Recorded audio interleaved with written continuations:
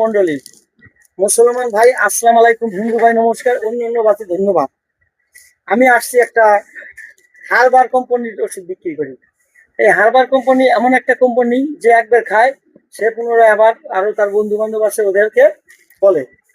কথা হচ্ছে কি, কিছু কিছু কাজের উপকার আছে। সেই কাজটা হচ্ছে যে ভাই আপনি বলেন যে আপনার স্কুল জীবনে কলেজ জীবনে হ্যান্ড ওভার করতে করতে আপনার 8 আঙ্গুল 4 আঙ্গুল করে লাইছেন, ওই ভাইয়ের জন্য আমার কোম্পানির তরফ থেকে সেক্সি লাঠি ট্যাবলেট, এক ট্যাবলেট ফ্রি বা মাংনা খেয়ে যদি আপনি উপকার পান তাহলে চলে আসবেন আমার এই লাঠি দাওয়াখানায়।